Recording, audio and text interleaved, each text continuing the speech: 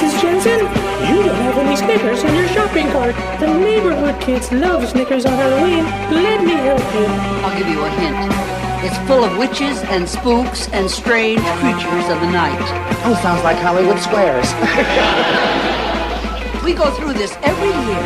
We know perfectly well what holiday it is. Okay. Happy Halloween, everybody. Whoopee.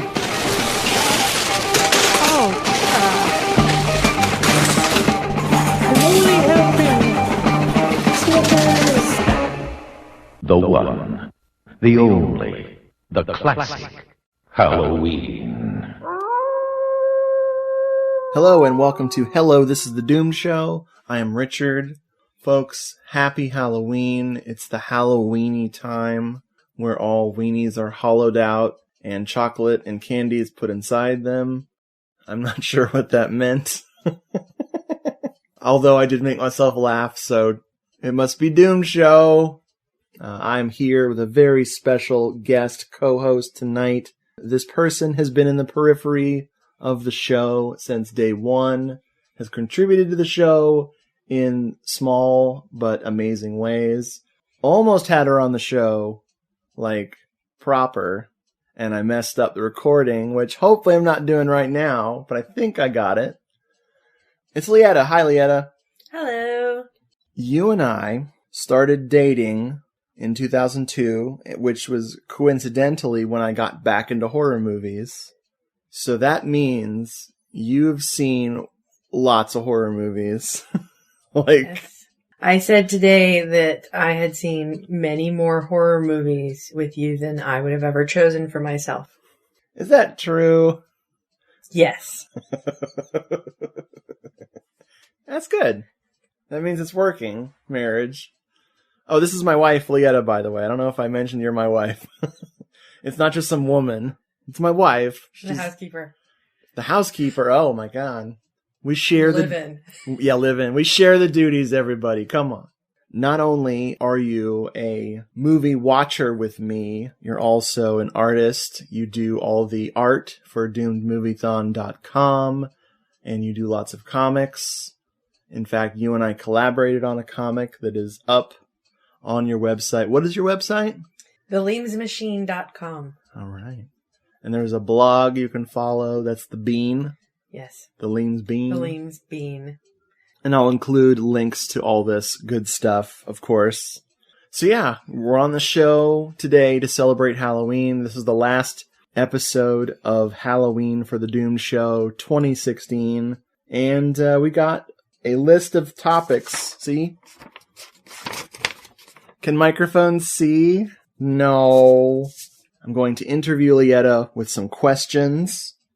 And then we're going to talk about Halloween stuff, like costumes. And we're going to talk about our favorite spooky Halloween specials / movies. And some of them aren't spooky at all. Some of them are dumb. Okay, so I have a question for you. Are you ready for the first question? Okay, shoot. What is the first thing that you remember seeing, whether it was a movie or a television program or even a commercial, anything, horror or non-horror, that scared you that you still remember to this day? Really, 3 things come to mind. I'm not sure in what order they happened. Although, yeah, I think I can pick out the first one. But it's an odd one. It's not horror. And I have told this story online before. Airplane terrified me as a child.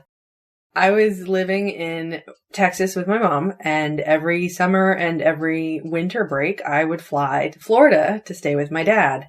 And I think it was the time when Delta crashed in the Gulf, and when all flights between Texas and Florida flew over the Gulf. I think they're more overland nowadays. And Airplane, although I know, yes, it's the comedy one, it scared me to death. Specifically the autopilot, the self-inflating autopilot. I was terrified. It made me more afraid of airplanes than the Delta crash news reporting. So that would have been the first. It is a little unsettling that it inflates and then it bounces around like it's alive. and I think there's a blowjob joke, and it smiles. There is, yeah. That's that I could totally side with you on the creepitude. So, and that's why I had to sell my original prop. I actually owned that when we were dating. Okay, I made that up. That's not true. I did have something blow up, but that's different. Automatic pilot. Automatic pilot. There it is.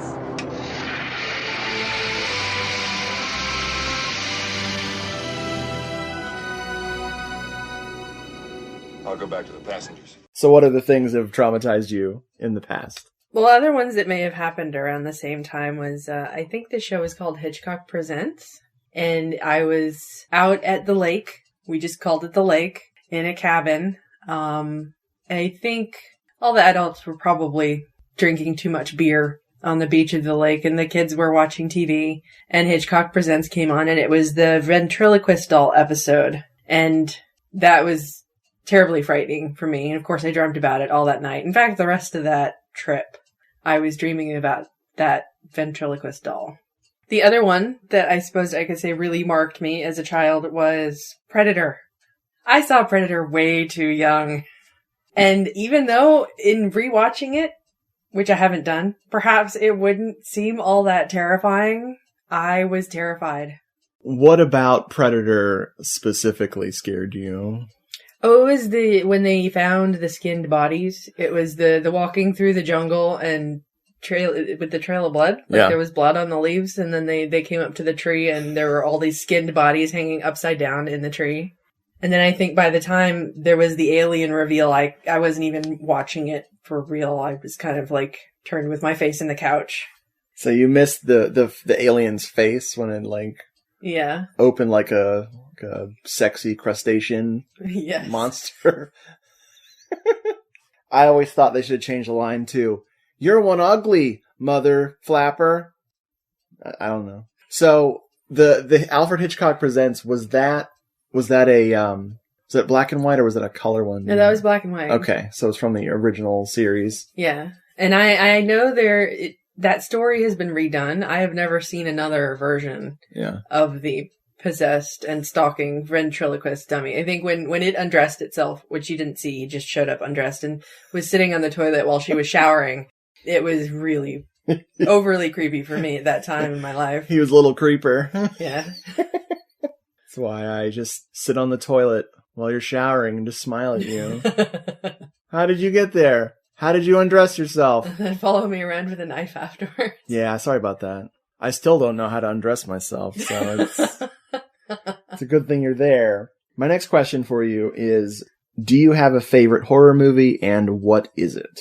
I do. And it's the first one that comes to mind, and really when I question it, which I sometimes do with my question answers, I can't think of another one that competes with it. It's Kaido? Is that right? Yep, you got it. Which was then translated into Pulse for American audiences, and I think remade. Oh. But I like the Japanese version, and it has the scariest ghost in it that I have ever seen. I can't really watch it. It's amazing and it's beautiful in a way, but it is still too terrifying. It's like a human marionette. Yeah. And the way it advances out of the shadows, and I'm not even sure if I remember what the face looks like. They show it for a split second, but I think it's also very terrifying. Yeah, that was, I think it was, let me look that up real quick. I want to say it was 99, but it might be later than that. I can't spell pulse. Okay, it was 2001. Kairo's 2001, unfortunately remade as Pulse, with the girl from Veronica Mars. So even with her in it, it's still terrible. No, I tried watching that, and I couldn't get past the credit sequence, because there's the first kill in the credits. And the first kill was so unbearably lame that I was like, nope, not doing this. So I've never seen it. It might be amazing. I do remember that the trailer for the remake stole the airplane crash thing. It's not a spoiler. It's not a plot point.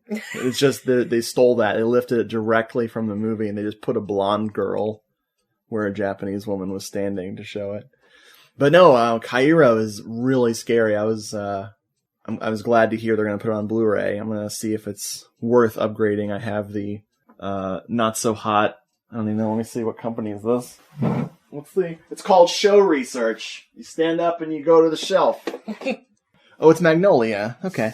I remember watching that with you, and we were both, like, really freaked out. And I was like, here. Or I don't know if that's one I watched before that I like, because I would, watch some things before, because we didn't always live in the same place. I think we watched it in our first apartment. Yeah. I think that was when we saw together. Okay, cool. Because sometimes I would say, oh, this is a really cool movie, and I'd show it to you, and you're like, oh, God, thanks for that. But yeah, so we probably experienced the terror of this one at the same time. That director, good old Kiyoshi Kurosawa, which I totally pulled out of my brain from memory, except I already... Oh, no. Anyway, he's so good. All of his stuff is really scary. That's an excellent choice for a favorite horror movie. So I want to ask you about a story you've told me before that I love. Not your favorite horror movie of all time, but a movie experience that you saw, and that's Carrie 2, The Rage. I do like that movie. I do like it as well. Or is it The Rage Carrie 2? It looks like... Oh, it might be The Rage Carrie 2. Which is hilarious. Because I think it appears to be misfiled on the shelves whenever I look. It's next to the Carrie. It's next to know. the TV remake and the original. So what was it about seeing that in theaters that was... Well, it was the theater that was right next to the college. In a mall that was right next to the college. And I spent a lot of time in that theater. My roommate and I at the time, who I'd often convince into ditching a class or something in order to go catch a movie in the middle of the day. Bad influence. I know. We went to go see Carrie 2, The Rage, or The Rage, Carrie 2. The theater was pretty full, so I guess it wasn't really the middle of the day when we went, but, college area, everybody has strange schedules. And we were watching the film. The audience was okay. Not like audiences today. We weren't making lots of noise or anything like that. So at the end of the movie, there's a jump scare where you think, everything's winding down, and then suddenly there's a scare. And the audience in the theater had a collective controlled scream. But what wasn't controlled, and I wish I had been paying more attention when it happened, is that everybody vacated the theater immediately. So suddenly there was a jump scare. Everybody did that controlled scream. And then my roommate and I are looking around and noticed that we are the only people there. And it was really, the credits hadn't even rolled up one pass. They were just gone. Everybody had run out of the theater. Oh, that's awesome. And it wasn't that big a scare, really. I mean, when you watch it again, it's not worth trampling each other to get out of the theater. No. It's a jolt. What's interesting about that is that the original Carrie, which I always find it famous for the split screen bullshit, which I'm coming around to. That movie's only been out since I was born, so I'm still getting used to the split screen stuff. De Palma, stop it. But there's a scare at the end, a jump scare, that it's become one of the things that Carrie, the original, is famous for. So they tried to do that again. Not as successfully. It's still a good... It succeeded at University Theater. I definitely was unprepared when you showed me the movie. Even after you told me about it, by the time we watched it, I think I'd forgotten the story. And I do like Carrie 2, The Rage Carrie 2. 2 Carries, 1 Rage. I don't know. That movie is like another sequel you introduced me to that I would never have given a chance to is... Blair Witch 2? Yes, Book of Shadows, Blair Witch 2. You had it on your shelves, and I was like, oh, that movie's so dumb. And you're like, oh, you didn't like it? I'm like, oh. No, I've never seen it. I heard it was real dumb. And you showed it to me, and I love it. I know, it's real dumb. I didn't care for the original Blair Witch, which I know is awful to say in some circles, but the sequel I found completely enjoyable. Well, found footage is a genre that I do not defend at all. I always talk about how much I like aspects of it, but people that don't like it because of just how contrived it is and how hard it is to look at most of the time. I am susceptible to motion sickness in movies. So we don't go see them in the theater together. No, Traffic clued me into that. Oh God, Traffic can't. And that hold wasn't still. even found footage, but it Ugh. was awful, jumpy, and weird tints. I don't know why that movie's so famous. I remember seeing that. I think we saw it together. I don't know if that was out when we were dating or not. Maybe. Do you remember me being nauseous after? I remember me being really unimpressed by it when it was over. That leads into nothing because Right, tangent. Tangent. Sorry. That's okay. And I'm starting to call them tangenitals instead of tangential. I don't even know if tangential is a word. It is. Yay! The reason everybody's here is the Halloween content. Hello. I mean, we like your past, but we gotta talk about Halloween. You Halloween. started asking me about it. So we're jumping away from LeEtta's past to talk about Halloween, and we're going to talk about LeEtta's costumes from when she was a kid. LeEtta's past. I tricked the audience. I'm sorry. I didn't mean to trick you guys. I love that there are photographs of you with Halloween costumes. I'm also jealous because I don't have any of my own, of me as a kid. I'm sure somewhere in a landfill there's a picture of me dressed as Boba Fett or something. Like, what are some of your Halloween costumes from when you were a kid? I had, I guess, really normal ones for being a girl at the time I was a girl. Oh. Of course, my probably only store-bought Halloween costume was Strawberry Shortcake. Yes. With the plastic mask and the garbage bag dress. Welcome to the world of Strawberry Shortcake. Who sleeps all night in a cake made of strawberry? Wakes up bright in a cake made of strawberry. Living right in a cake made of strawberry. Strawberry shortcake, wouldn't you know? My mom would make me some costumes. She made me Tiger Lily from Peter Pan, a dress she later wore and still had in her closet, actually, until adulthood, because it fit her. It fit me when I was 14, and it fit her forever. How did she do that? I have no idea. I couldn't get into that dress. No. I was a black cat, a ballerina, a fairy, which basically looked like a ballerina, but with a wand. One really hilarious one I found as a picture, but don't quite remember it, was what I called a Raggedy Ann witch. So it was a witch, because it had a hat, but the dress was kind of like a Raggedy Ann doll, and I had like a red yarn wig on under the hat. That is actually what you described. That's the original concept for the Blair Witch. Then as I got older and was doing my own costumes, of course I was a vampire or the victim of a vampire or just dead. Because that's the makeup I like to do the best, was dead. Was it the bite marks? Oh yeah. What's the secret to bite marks? What was it? It's probably not really safe for your skin, but the best application of bite marks I ever did was actually nail polish. So little dabs of nail polish, and you see as it dried, it kind of puckered the skin, so you had the strange look and slight discoloration without needing to accent it too much. But yeah, probably, I wouldn't suggest anybody doing that. But you got the smell of the nail polish on your neck, and that's like an aphrodisiac. To people in the industry? In the nail polish industry? I don't know what I'm talking about. But I'm glad I tried. You dressed as Medusa not too long ago. That was last year. What did you dress up like the year before that? That's my favorite costume so far because the pictures are so perfect. I was Teddy Roosevelt. Oh my god, it was really awesome.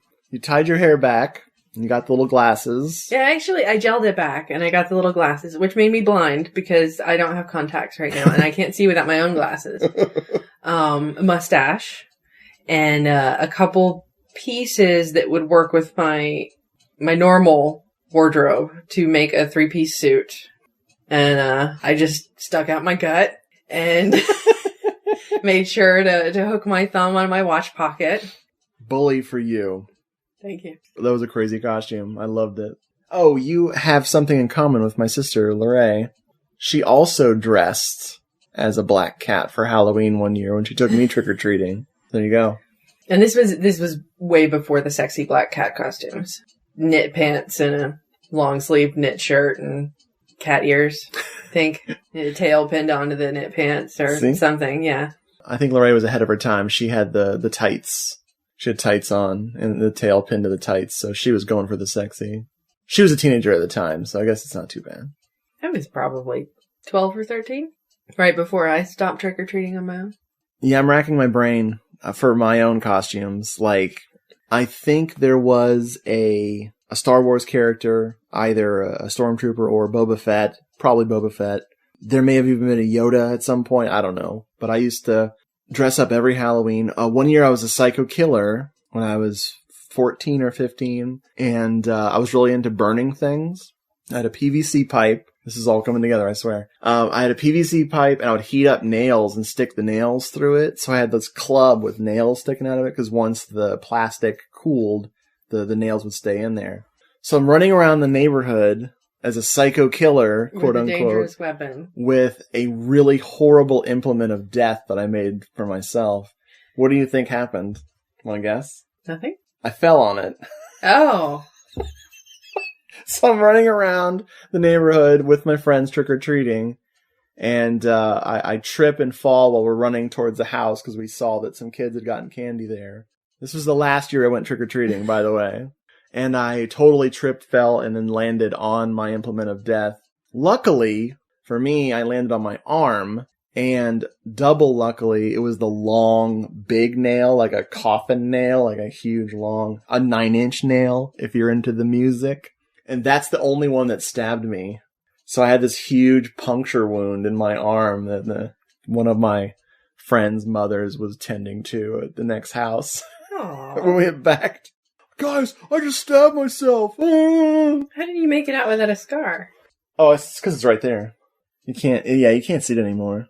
And it was, 25 years ago. So. Well, I have like a 25-year-old nail scar that you can really see. Well, I might be pointing at the wrong spot. I mean, you can search me later. Will you search me later? Sure. Yay! Movies like Halloween have spawned numerous nail-biting knockoffs and helped spread the idea that Halloween is a night of evil-doing, a night where death is in the air and fear lurks just around the corner. So moving on from the embarrassingly lame story I just told to our embarrassingly lame, awesome list of Halloween specials / movies that we watch every year. We did 2 lists, and we compared them, and we had very little in common. So we are 2 different people. Why don't you do the first 5 you have, and we'll talk about them. Does it matter that I didn't actually worry about ranking my top 10? No, I didn't rank any of mine either. Okay. So the first 5 I have are Halloween, Sleepy Hollow, yes, The Worst Witch, Hocus Pocus, and Poirot's Halloween episode. Oh, man. The original Halloween, we're going to do that every year, forever, of course, because that's apparently a thing. Whatever. Now, Sleepy Hollow is a movie that I used to hate on. I saw it in the theaters. I thought it was terrible. And then when I rewatched it, when I got back into horror movies, I was slapping myself. It's like, well, at least I saw it in theaters. I'm still stupid for not liking it, but it's one of the quintessential Halloween movies. It's so, the tone is so perfect. Yeah.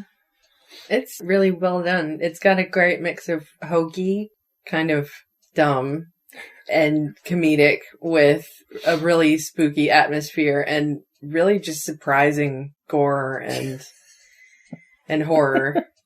The Worst Witch, which I am totally going to drop the song, Tim Curry's song. That's not my favorite song from that. Because the lady who played Mrs. Garrett on Facts of Life has a song in it. It's like one of the worst, best songs ever. Venomous viper, come to us, covered with evil ooze and pus. Yeah. Whew. They're both pretty bad. Tim Curry's song is the one people actually like and remember for some reason. So I was able to find that on YouTube really easily. I would never put it on our Halloween mix. Halloween. Yeah. Anyway, I'm going to play that at the end of the show. Oh, spoiler alert. I gave away the ending. So Hocus Pocus, I really, really disliked that movie when it came out. I was the absolute wrong age. Maybe the wrong gender. I'm sure dudes like that movie, but I had a bug up my butt. Like, Bette Midler sucks. Whatever. I know she's made some awful things, but I've always enjoyed watching her. I find her entertaining. And Hocus Pocus is just, it's like jumping into Halloween and squishing around in it. Ooh. Isn't that what happens in Trick or Treat? Yes, or is that just that kid's stomach with the poison chocolate? Blech. Anyway. I mean, there are very few movies that are just revel in Halloween. They're all about Halloween, and it's in there. Because there are some movies that are based on Halloween, but they don't have as much Halloween in them. Yeah, and that movie is pure fun all the way through. So, glad I finally came around to it. Stop being a little baby. And, you also mentioned good old Poirot's Halloween, which, written by Agatha Christie, with, is it David Suchet? I think so. Suchet. Although I think I probably pronounce it Suchet. Suchet. Just because he's a fake Belgian. I have no idea. You know what really sucks? The IMDb app. I'm going to go to Google. Why did they make that IMDb app so f***ing terrible? Ugh. David Suchet, or Suchet, or Suchi, or Suckit. Yeah, David Suckit. Probably not that. It's a really genuinely creepy mystery with, of course, a child being murdered, so bonus points. Even creepier. Yeah. I love watching children die. It almost captures how creepy Victorian Halloweens really were. Almost. But then you see those pictures of people's costumes from Victorian Halloween, and you realize that nothing can really capture how creepy it was. I wonder about those old costumes. Like, were they just doing them because they were cheap? Were they doing them because they thought they were making something cool? Or were they really in tune with how horrific they were making? So this was probably made themselves. They were there weren't a lot of store-bought costumes then. That's even like dime store masks up through the 70s and 80s. Really, like, I think it's the whenever you're trying to make the old man or the hobo or the witch, and you've got, you want to sell the mask for $1.49 or something in the 1970s, which $1.49 in the 1970s was like $78 now. So. I was going to say 10. I'm going to go through my first 5 here. I've got Slumber Party Massacre, which has our favorite pizza scene in a movie. But no Halloween. No Halloween at all. In fact, I don't remember how it started. One year we just picked Slumber Party Massacre as a potential viewing. We'd seen it before, but it struck a chord in our Halloween viewing, and it has been a Halloween staple every year. The next thing on the list, and it's on here because it's bad, and that's the Seventh Heaven Halloween episode. I don't know anything about Seventh Heaven, the TV show, other than I do not like it. I don't know how many Halloween episodes they ever had. Maybe this is the only one, but it is great. It is so maudlin and sappy and fakely happy family garbage. Even the lessons that everyone's learning are really, really stupid. There are at least 2 lessons, right? Or were there 3? At least. Yeah. Yeah. A Halloween special that we watched last night. It's a newcomer to our household, and that's the Square Pegs Halloween episode with a young Sarah Jessica Parker. I think it's a Canadian show. It seemed Canadian. They were referencing SCTV pretty hard. They were. There's something about that show that's really inappropriate. Like, it's supposed to be for teens, but it has some sometimes intentionally, like, quasi-sexy jokes with the inappropriateness of an accidental. Like, is the adult female teacher flirting with one of her students when she asks him to come down to the basement to look at her fuse box? Like, I don't think they meant that to be like a sex joke, but do you know anything about fuses? No. Then come downstairs with me, bubbity boo. And I'm like, I don't think that was meant to be a joke. I think that was just really stupid. But that's a fun one because they reference, Halloween and they reference all these other horror movies. That's the only episode of that show I've ever seen. Me as well. It's one of those cult shows that lasted probably one whole season. And that's where everyone knows Sarah Jessica Parker from. Right. Next up is a film that some people might interpret as bad, but we love it in the Schmidt house, and that is Bewitched. Oh, yes. I like Bewitched, the movie, better than the show. Yes. The movie is Will Ferrell and, oh my god, what is her name? Blonde Batman? She has red hair. Red-headed Batman girl? Yeah. Was she in Batman? No. Was it? Yes. Yes. She was the psychologist in Batman number 8. What? Oh my god. She was the one with the doll, the dream doll, with the Val Kilmer. Nicole Kidman. Nicole Kidman. Let's call her Nicole Kidman from now on, because she's kidding, man. I don't know. Bewitched, the movie with Will Ferrell, Nicole Kidman, so great. It's not a remake of the show. It's a story about people who will remake the show. Who are remaking the show. Yeah. Unsuccessfully remaking the show. Will Ferrell plays an asshole who eventually finds his way, and Nicole Kidman plays a real witch who's mixed up in this TV show. And it's just...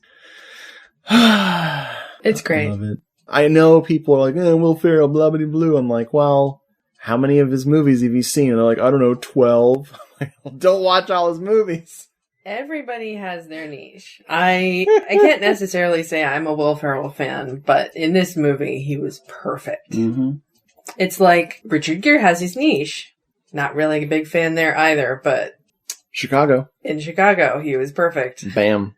Now a movie that still causes me wonder at the sheer filmmaking aspect, as well as the total emo, like, vampire image in it, which is Bram Stoker's Dracula, directed by good old Francis Ford Coppola.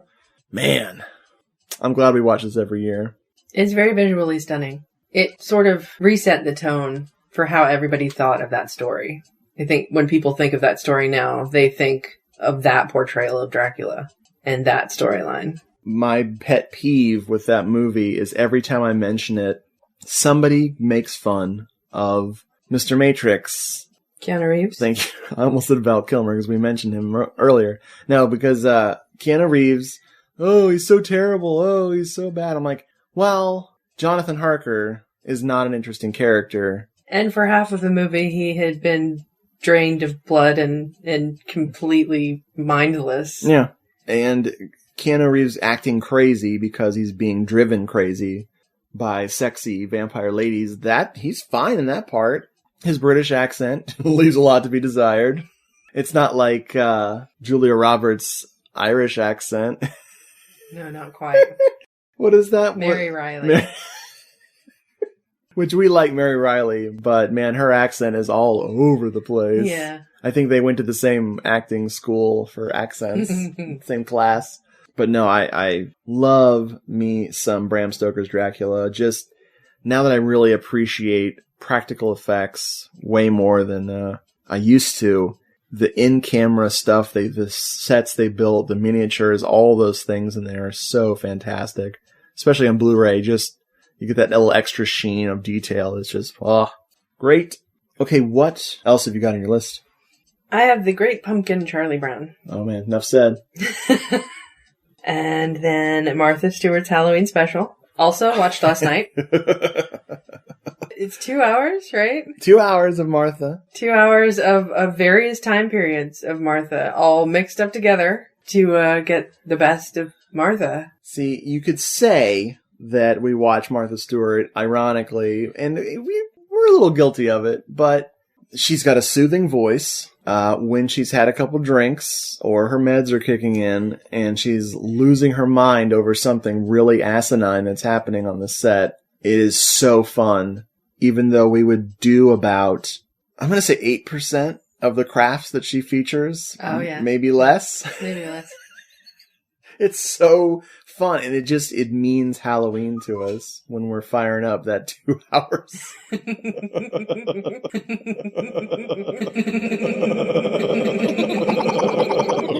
We'll sit there and talk about her hair, what stage it is, how she used to be a lot more calm, like the persona that they make fun of, especially on that SNL Halloween bit.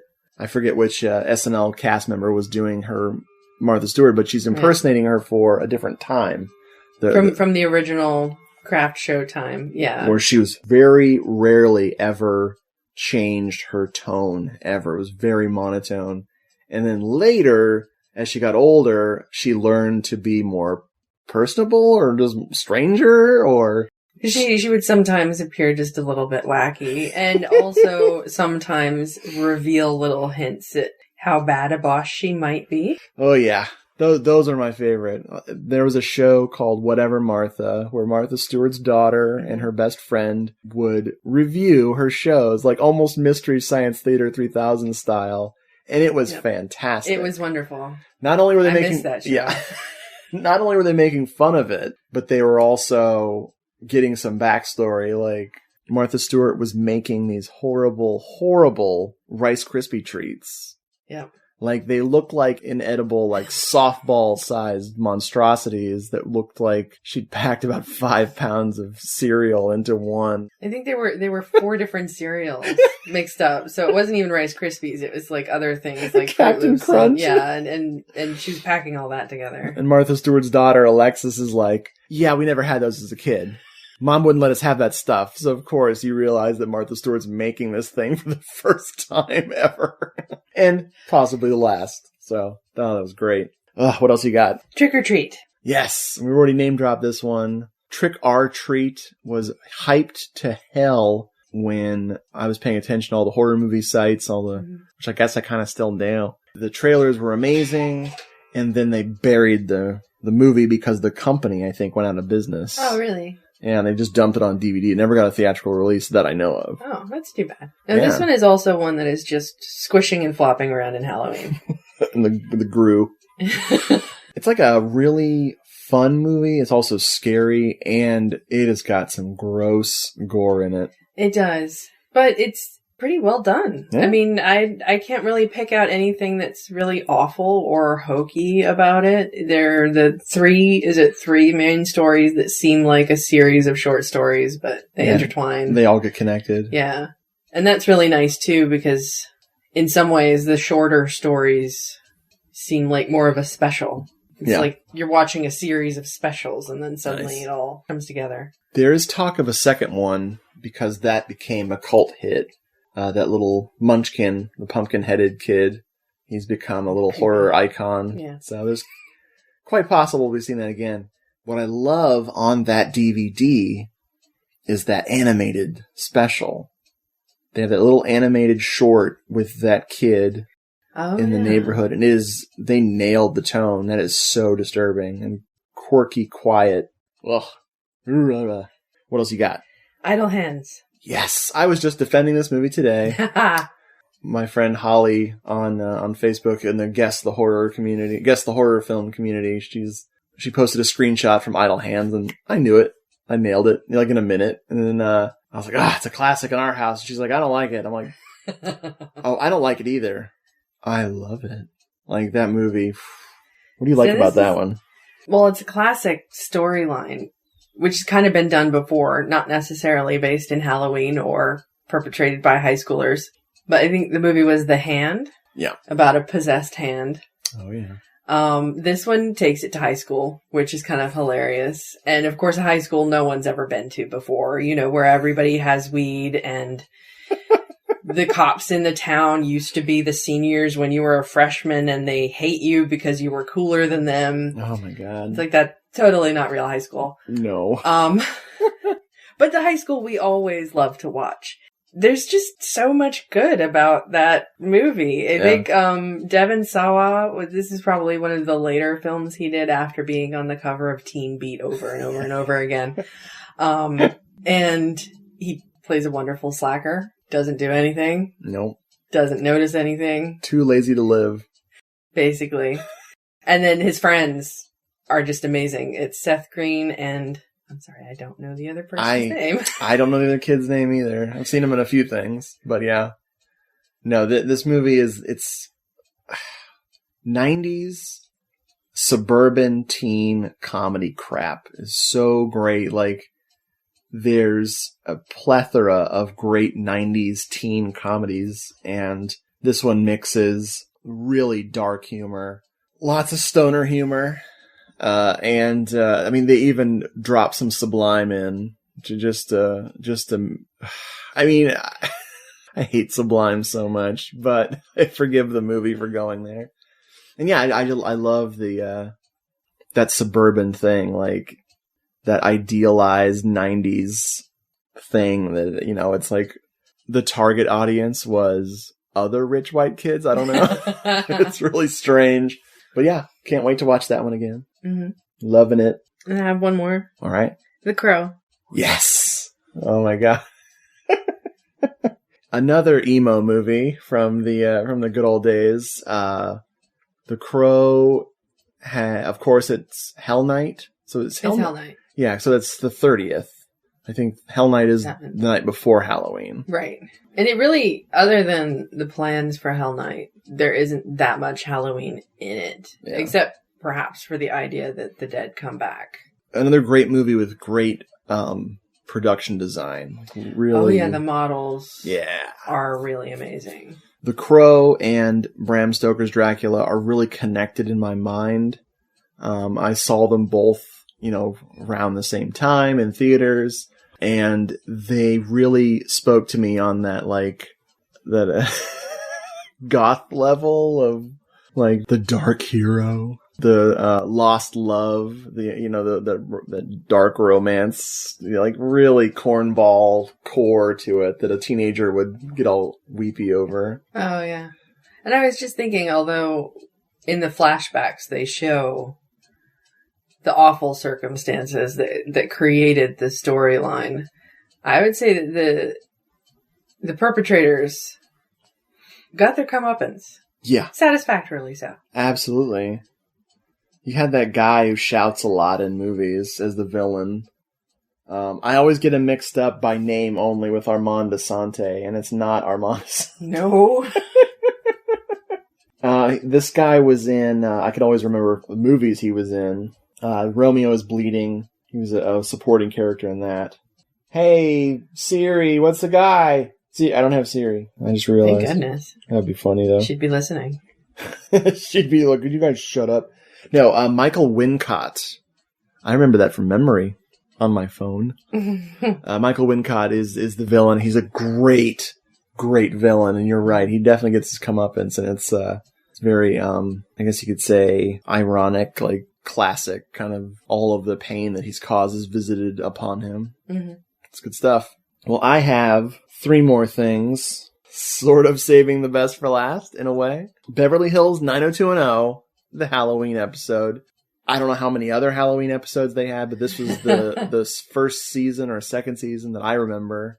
It's not good. It's really schmaltzy, crappy 90210 stuff, but I'm a shameless 90210 fan, especially of the Shannon Doherty era, and this one does not disappoint in the stupid shit. It's one of the ones I like making you watch. Thanks for that.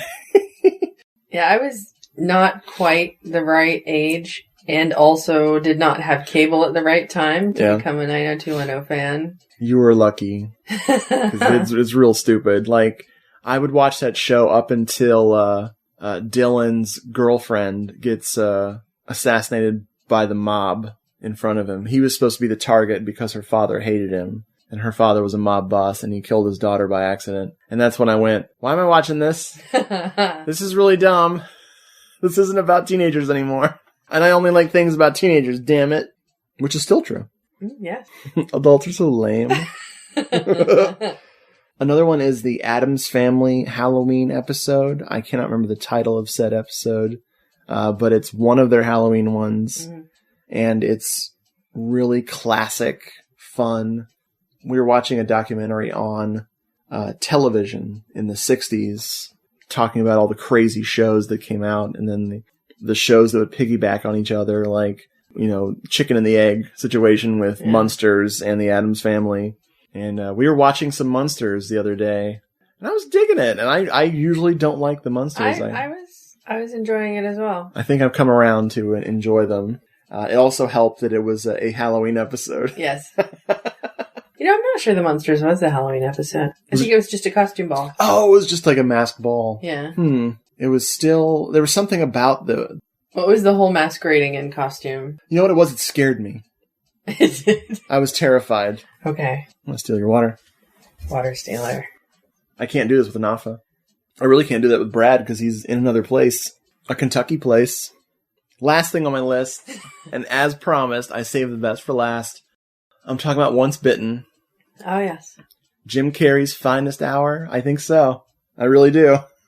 This is a movie that I remember very clearly from my youth. I remember really relating to teenagers trying to get laid when I was 9. This movie has aged so well as being dated at the same time. The AIDS paranoia and everything. Oh, yeah. Yeah, it was one of the, the doppelganger phenomena in movies, where you have 2 movies about volcanoes. Yes. 2 movies about vampires. Yes. There was a companion piece that I always think of with Once Bitten, which is My Best Friend is a Vampire. And they both have similar themes as far as the very 80s. Yeah. My Best Friend is a Vampire is a solid movie. I was glad to revisit that with you and be like, oh, this is better than I remember it. It also has one of the strangest romantic storylines just because the fashions are so bad. The main kid looks really cool. He looks like, simple, normal 80s kid. Once he turns into a vampire, he gets a little more goth, looking. The girl he's dating, it's like almost like they were parodying her on Stranger Things.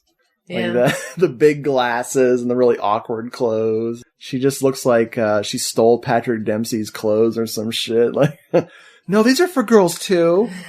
What the fuck are you wearing? We'll be watching that this year too. So yeah. But yeah, Once Bitten, great stuff. It feels like a disco movie, even though it's 80s. I mean, it's probably because of Lauren Hutton. Yeah, and her outfits, and Lauren Hutton. And her stereotypical gay partner in crime. Oh, yes. Yeah, tactless humor of a bygone era. So yeah, good stuff.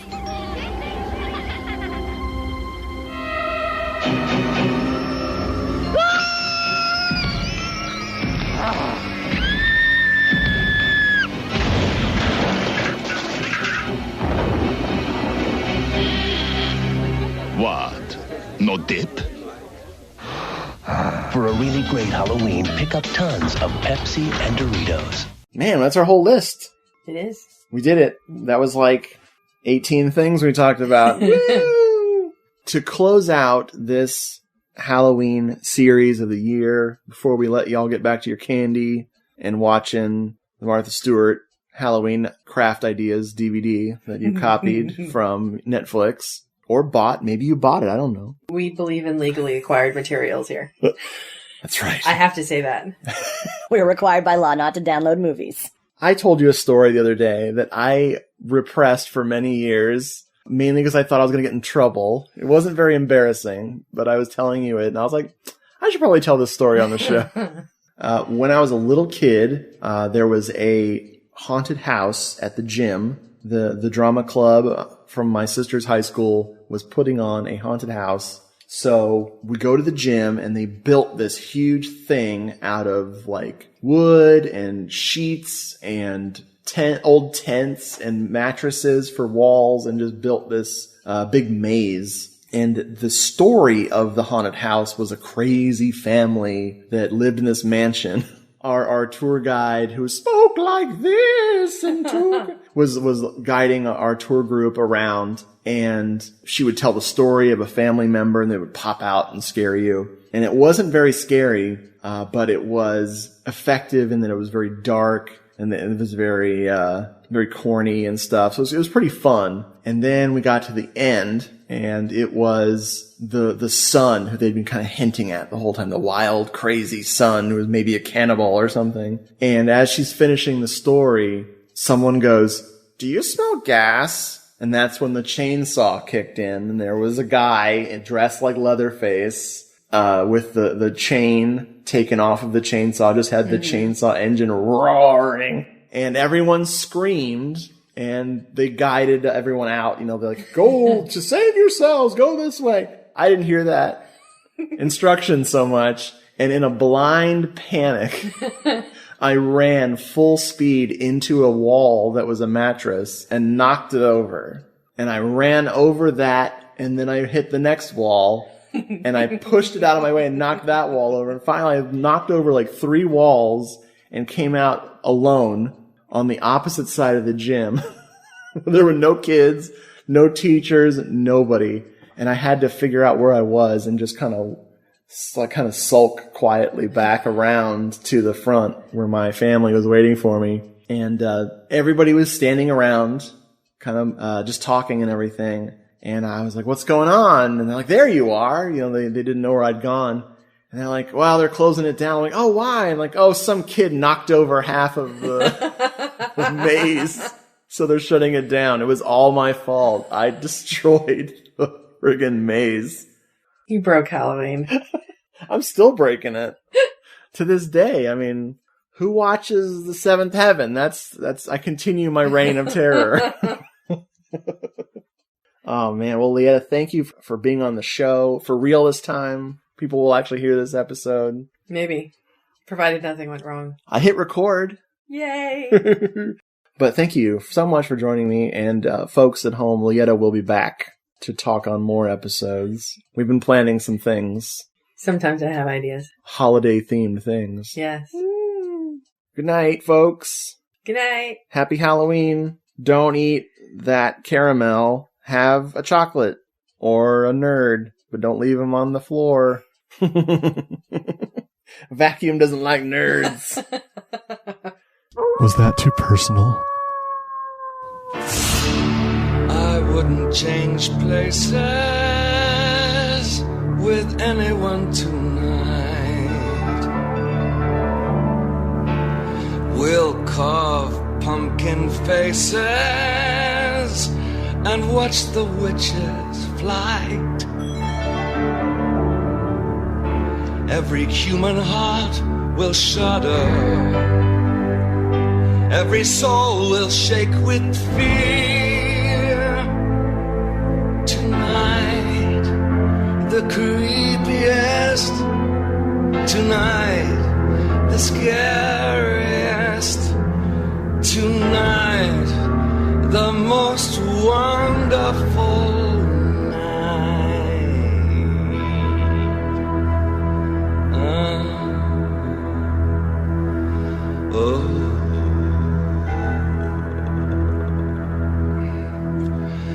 the year.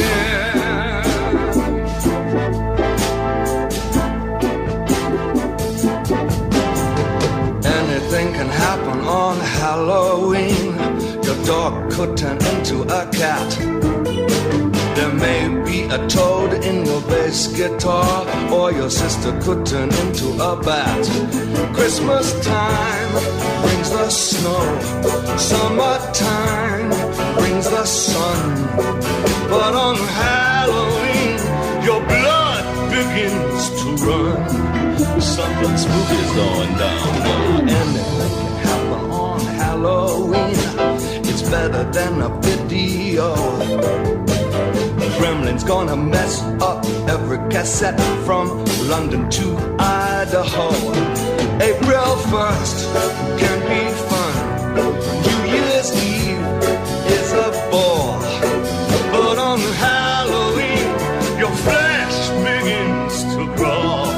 Oh, I'm losing control. Anything can happen on Halloween.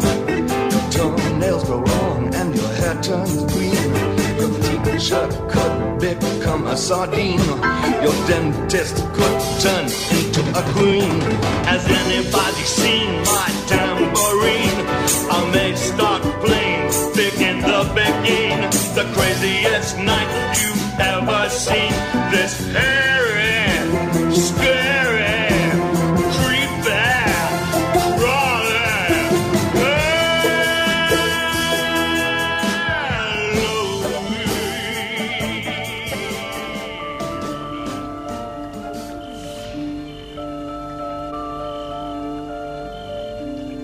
Hello, This is the Doomed Show is available at hellodoomedshow.podomatic.com. For the old episodes, check out the archives at doomedmoviethon.com.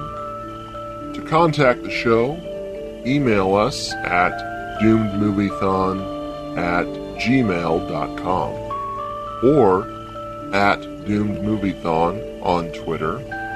For more Doomed Moviethon goodness, also visit cinemasomnambulist.com.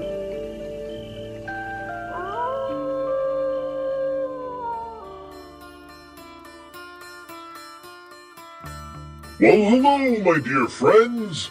I am Baron Martino, and when I am not in Italy murdering beautiful fashion models, I enjoy hosting a little show called The Giallo Room. Giallo is basically the Italian word for yellow that often referred to cheap mystery novels with yellow covers published by Mondadori in the early 1900s. However, it later became the namesake of a notorious genre of films that peaked in the early 70s after Mario Bava, Dario Argento, Lucio Fulci, Sergio Martino, and many other talented Italian filmmakers introduced audiences to a new style of film that incorporated ornate cinematography, a pulsating soundtrack, beautiful female victims, and a black love killer, all together with a thrilling twist ending.